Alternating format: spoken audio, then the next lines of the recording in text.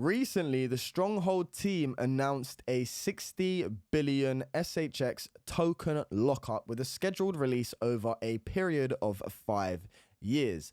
This has enhanced trust, reliability, and security within the overall Stronghold ecosystem and for its community members. I believe this to be a massive catalyst for the project this cycle, and the timings are just a little bit too coincidental. Is this a gateway for a path to major adoption and euphoria, or will we see a sell-off first?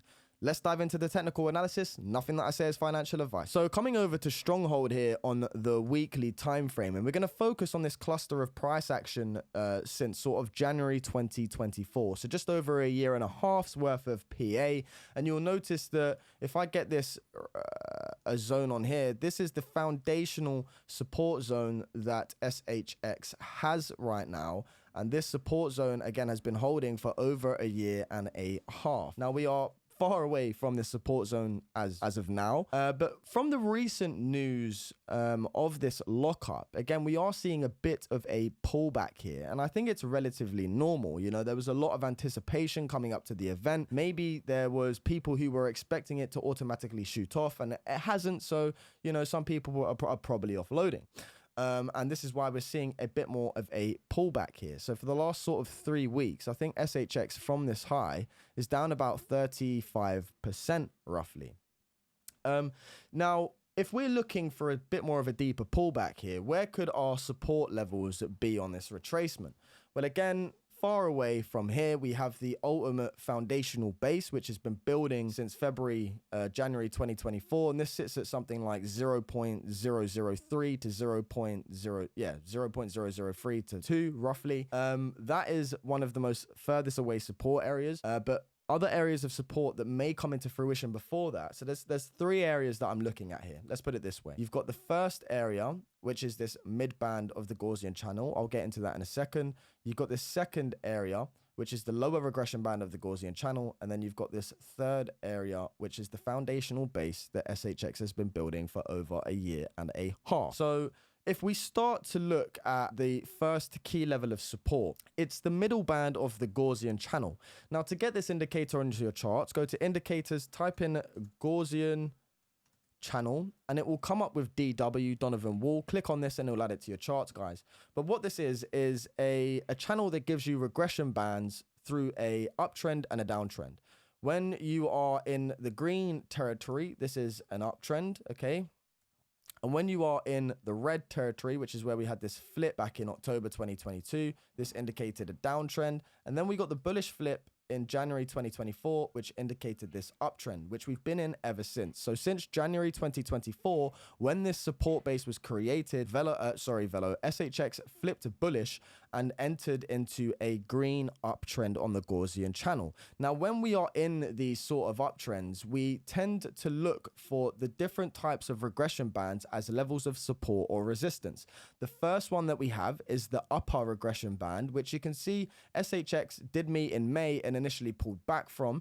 And then we also have, secondly, this middle regression band, and thirdly, the lower regression band. These are areas of resistance and support within this uptrend. So you can see that when SHX did top out in January 2025, it retraced back down to its middle regression band, and then from the middle regression band rallied into the upper regression band before correcting again to the middle and then getting the break. So it initially had to build up some sort of double bottom between the 2 regression bands here before getting that explosive break. And I think this was about a 155% move from the middle regression band, if I'm not correct. It was about 115%, I do apologize. And since then, over the last few weeks, you can see we're pulling back again. So at the moment, we did have the candle closes above the upper regression band, but now we've fallen below it and we have candle closes back beneath it. So this is sort of indicating to me that if we do have a bit more of a deeper pullback, first off, we have these prior highs that could act as support. Okay, so this double bottom that built up before the breakout could now turn into support and create a sort of flipped SR zone. And if it can hold around 0.009 and go again, absolutely fantastic. So this is the first imminent level of support that I'd be looking for, 0.009, as it is the double bottom that was building between the Gaussian channel it's the double bottom resistance that could now turn into support. Okay, so simple support and resistance. However, if that support is lost at 0.009, the imminent or most second point of contact I would look for is this middle green line, this mid regression band of the Gaussian channel. Now, if we go back as far as sort of January 2024, August 2024, you will see that this regression band has been holding for over a year and a half. So back here, it marked the bottom in August 2024. We then had a rally up and pulled back towards the middle band again. We didn't stoop to the low band. So the middle band is the closest area we came back to for support. And then once we had a massive sort of double bottom here, this led to the euphoric run. Now, since January 2025, we had that major correction again. Oh, look, it brought us back down to the middle band of the Gaussian channel. And then we came up into the top band. We once again came back down to the middle band of the Gaussian channel. So this is a very interesting area that kind of acts like a magnet for SHX when it does have failed attempts or failed breakouts to take out the prior highs. Okay, so we had the high here.